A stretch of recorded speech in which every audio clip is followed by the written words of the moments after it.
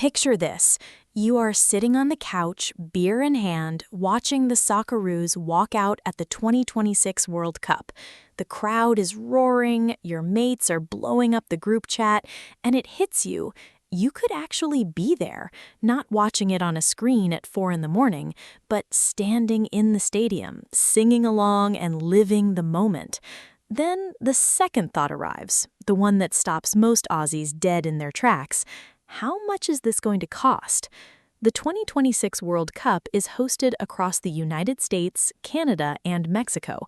The Socceroos landed in Group D, with matches scheduled in Vancouver against Turkey on June 14th, Seattle against the USA on June 20th, and Santa Clara near San Francisco against Paraguay on June 26th. Flights are where most Aussies get their first reality check. A return economy flight from Sydney or Melbourne to the West Coast in June 2026 is currently sitting between $2,200 and $3,500 Australian dollars. For a realistic budget, you need to lock in $2,800 as your starting point. Frequent flyer points built up on a Qantas or Velocity card are your best bet to wipe out this single biggest line item. Once you are in North America, internal flights become unavoidable because the Socceroos play across 3 different cities in 2 countries.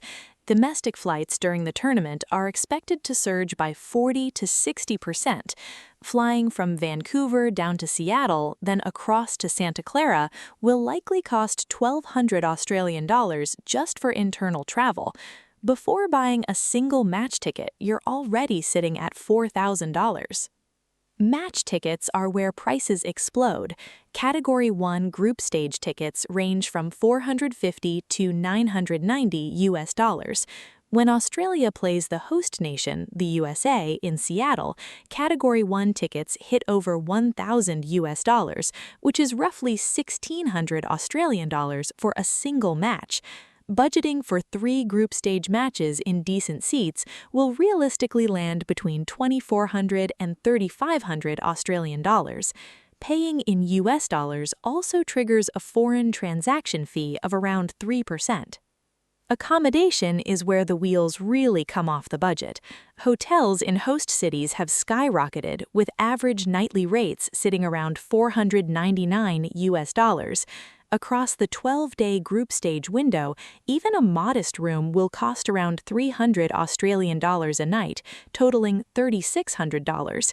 You can cut this in half by booking shared rooms with other Aussie fans or staying 30 minutes outside the city centers. Do not forget the expenses people overlook. You'll need a U.S. travel authorization called an ESTA, a Canadian ETA, and travel insurance, which together add around $320.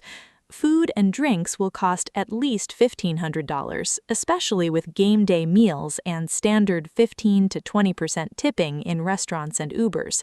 Factor in another $1,200 for transport and merchandise.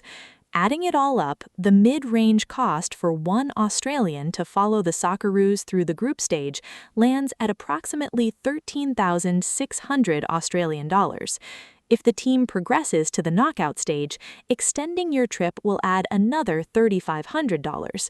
If this tournament is out of reach, look ahead to the 2030 World Cup in Spain, Portugal, and Morocco. Setting up an automatic transfer of $65 a week today into a high-interest savings account means your next World Cup trip will be fully funded.